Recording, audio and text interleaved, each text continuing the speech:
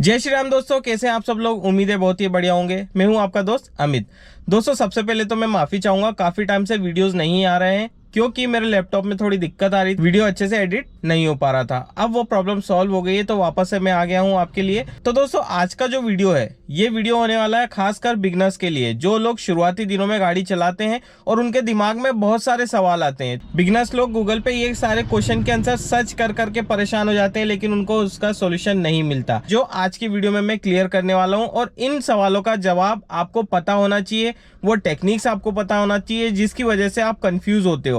अगर आप एक नए ड्राइवर है और ये सारे सवाल आपके दिमाग में आते हैं तो इनको सॉल्व करना बहुत ज़्यादा ज़रूरी है, क्योंकि इन्हीं क्वेश्चंस के कंफ्यूजन की वजह से आप गाड़ी ढंग से नहीं चला पाते हो और आपका एक्सीडेंट होने के चांसेस बहुत ज़्यादा बढ़ जाते हैं। तो चलिए दोस्तों, देरी ना करते हुए हम वीडियो स्टार्ट करते हैं। तो दोस्तों सबसे पहला सवाल जो नए ड्राइवर्स को परेशान करता है कि स्पीड कैसे मेंटेन करें। तो दोस्तों इसके लिए थोड़ा सा आपको कॉन्सेंट्रेशन की ज़रूरत पड़ेगी। कैसे? शुरुआती दिनों में जब आप ड्राइविंग करना सीखते हो ना, तो आपको ये नहीं बताया जाता है कि पेडल को कितना प्रेस करना है, कितना रिलीज करना है। बस आपको ये बताया जाता है कि पेडल प्रेस करो, हल्का सा प्रेस करो, लेकिन एक्चुअल जो पोजीशन होती ना, वो चीज़ आपको समझ में नहीं आती, जिसकी वजह से आपकी गाड़ी की स्पीड मेंटेन नहीं रह पाती। और बहुत सारी चीज़ें होती है जिसको आप अपने दिमाग में घुमाते रहते हो कि भाई मेरा एक्सीडेंट ना हो जाए, सामने अचानक से कोई आ जाएगा तो क्या होगा। अब ऐसे में क्या है, आपका फुट मूवमेंट प्रॉपर तरीके से काम नहीं करता। आपको करना क्या है, सबसे पहले चीज़, जैसे अभी मेरी गाड़ी स्टार्ट है ना, गाड़ी स्टार्ट नहीं भी हो तो बंद गाड़ी में आपको एक्सीलरेटर, जैसे ये है ना, एक्सीलरेटर को प्रेस करने की आदत डालना है। कैसे? मतलब स्मूथली, जैसे कि आप देख सकते हो ये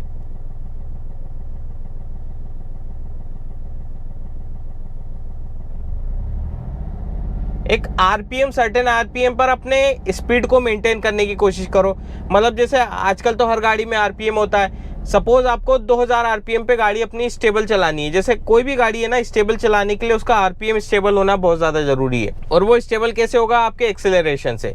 कितना एक्सेलरेट कर रहे हो उसके हिसाब से आरपीएम बढ़ेंगे या फिर घटेंगे। ठीक है, अभी जैसे मेरी गाड़ी का आरपीएम अभी चल रहा है 800 के आसपास, मेरे को चलाना है इसको 1500 के आसपास, तो मैं उस हिसाब से मेंटेन करूँगा स्पीड। देखो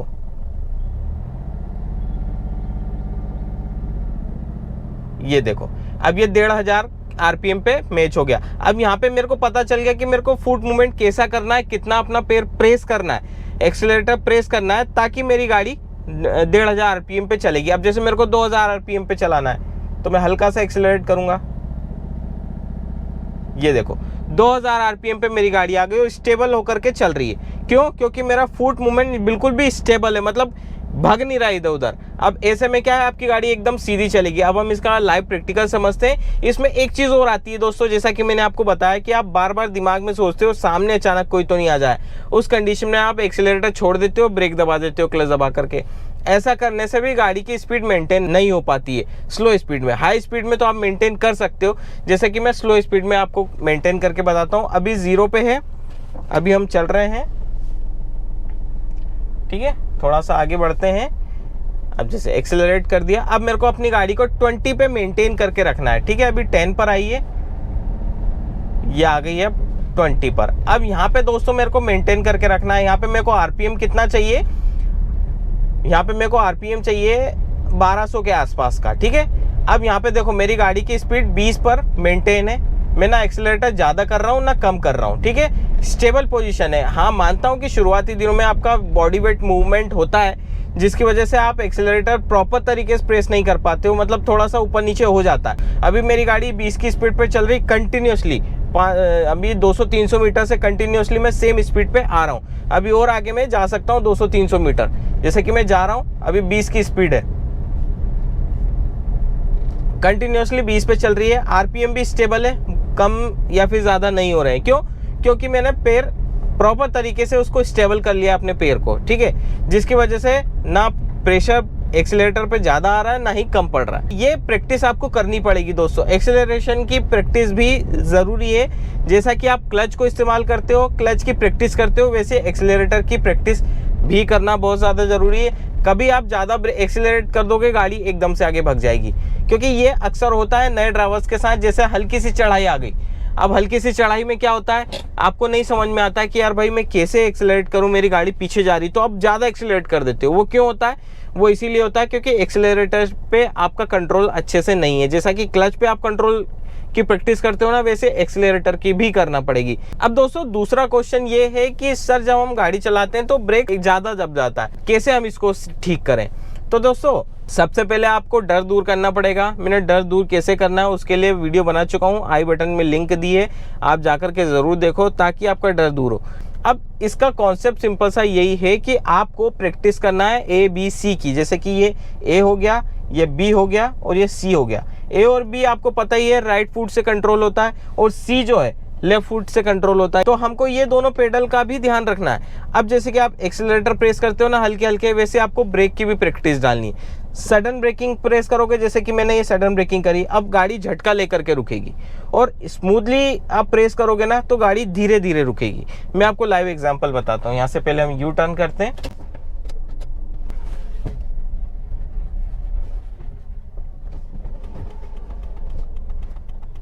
ठीक है, अभी जैसे हम चलते हैं और मैं पहले सडन ब्रेकिंग करके देखता हूँ, है ना।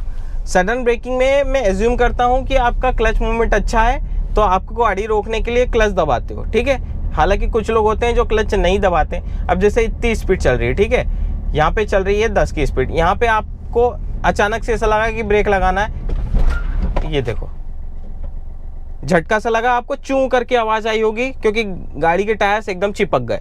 ये हमको नहीं करना है, ये सडन ब्रेकिंग गलत है। सडन ब्रेकिंग हमको बिल्कुल नहीं करना है, हमको स्मूथ ब्रेकिंग करना है। सामने कोई ऑब्जेक्ट भी है तो आप सिचुएशन देखो कि आपके सामने क्या सिचुएशन बन रही, उस हिसाब से अपने कंट्रोल्स को संभाल करके रखो। जैसे कि अब यहाँ पे मैं चल रहा हूँ, अब मेरे को गाड़ी रोकनी है तो सिंपल सा ब्रेक दबाऊंगा और ये धीरे धीरे क्लच प्रेस करता रहूँगा, ब्रेक प्रेस करता रहूँगा, सॉरी।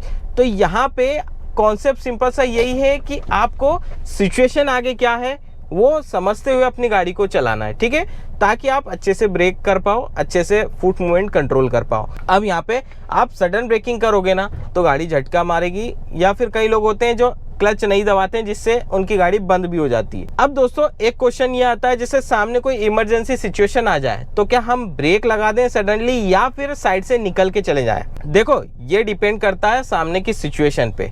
अब सामने की सिचुएशन आपको कैसे पता चलेगी? जब आप दूरी पर देखोगे, जितनी दूरी पर ड्राइविंग का एक रूल होता है, अगर आपको गाड़ी स्मूथली चलानी है तो जितना दूर हो सकता है उतनी दूर देखो, उसमें गाड़ी स्ट्रेट भी चलेगी। और सामने अगर कोई भी मिस हैपनिंग हो रही होगी या फिर कुछ ऐसी चीज़ हो रही होगी जो आपको ध्यान में रखनी है, अपनी गाड़ी को कंट्रोल करते हो वहाँ से निकालना है, तो उस चीज़ में भी आपको फ़ायदा मिलेगा। आपको पता चल जाएगा कि यार यहाँ पे मेरे को अपनी गाड़ी को कंट्रोल करना पड़ेगा। तो आप क्या करोगे, आराम से या तो धीरे धीरे ब्रेकिंग लेकर के साइड में गाड़ी रोक लोगे, या फिर आप उस सिचुएशन से बाहर निकलने के लिए लेफ्ट या फिर राइट से आप निकल जाओगे।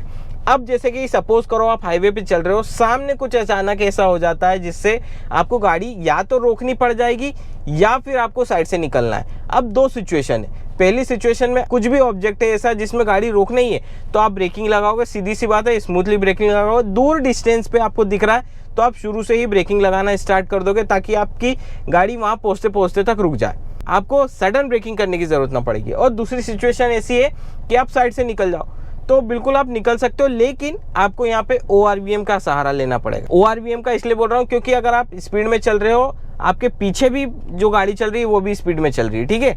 अगर आप ब्रेकिंग करते हो तो वो ये सोचेगा कि आप ब्रेक लगा रहे हो तो वो आपको राइट साइड से ओवरटेक करने की कोशिश करेगा। तो आपको ORVM में ज़रूर देखना है कि यार पीछे से कोई गाड़ी तो नहीं आ रही है। अगर कोई गाड़ी आ रही है, अपनी गाड़ी को ब्रेक लगा करके रोकने की कोशिश करो या स्लो डाउन करने की कोशिश करो, अगर वो स्पीड में है तो। अगर वो स्पीड में नहीं है या फिर वो पीछे कोई गाड़ी नहीं है तो आप आराम से राइट साइड में निकल सकते हो। लेकिन एक चीज़ है कि वहाँ पे आपको धीरे धीरे अपनी गाड़ी निकालना है। तो यहाँ पे प्रेजेंस ऑफ माइंड का इस्तेमाल करना है। अगर ऐसी सिचुएशन आती है तो दोनों सिचुएशन मैंने आपको बता दी। अब दोस्तों नए ड्राइवर को एक और क्वेश्चन होता है, ये बेसिक क्वेश्चन है कि सर जब हम गाड़ी चलाना सीखते हैं तो शुरुआत में हम हैंड ब्रेक रिलीज़ करना भूल जाते हैं। सबके साथ होता है, मेरे साथ भी हुआ था। जो भी नए ड्राइवर सीख रहे हैं गाड़ी चलाना उनके साथ गाड़ी बंद हो जाती तब समझ पड़ता है कि यार हैंड ब्रेक लगा हुआ। और कुछ केसेस में तो ऐसा होता है कि आप 2-2, 4-4 किलोमीटर चला लेते हो, हैंड ब्रेक रिलीज़ करना ही भूल जाते हो क्योंकि हार्ड कैपेसिटी से नहीं लगा होता है, जिसकी वजह से गाड़ी तो आपकी चल जाती है। लेकिन आप देखोगे जैसे कि अभी मैं दबा रहा हूँ, मेरे हैंड ब्रेक की कैपेसिटी कहाँ पे फुल हो रही है, यहाँ पे मेरा फुल टाइट हैंड ब्रेक लग गया है। लेकिन होता क्या है, जैसे आप हैंड ब्रेक में गाड़ी चलाओगे ना, पहली चीज़ तो आपके इंजन पे स्ट्रेस आएगा, इंजन लॉन्ग टाइम में ज़्यादा काम मांगने के चांसेस बढ़ जाते हैं, गियर बॉक्स पे भी लोड आता है, जिससे लंबे समय में आपका गियर बॉक्स भी खुल सकता है, बहुत सारी चीज़ें हो सकती है। तो ये सिर्फ एक ही चीज़ की वजह से आपकी गाड़ी में बहुत लंबा चौड़ा खर्चा हो सकता है। क्लच प्लेट पर भी दिक्कत आएगी, क्योंकि क्लच को ज़्यादा फोर्स लगाना पड़ेगा आपकी गाड़ी उठाने के लिए, क्योंकि पीछे से आप उसको रोक के रख रहे हो और आगे से आप बढ़ाने की कोशिश कर रहे हो। तो यहाँ पे इंजन पे भी लोड आ रहा है, गियर बॉक्स पे भी लोड आ रहा है और क्लच पे भी लोड आ रहा है। सबसे पहले तो आपकी क्लच फूकेगी। तो ये चीज़ है, आपको ध्यान रखना है। हैंड ब्रेक जब भी आप गाड़ी में बैठो, गाड़ी स्टार्ट करो, गियर लगाओ।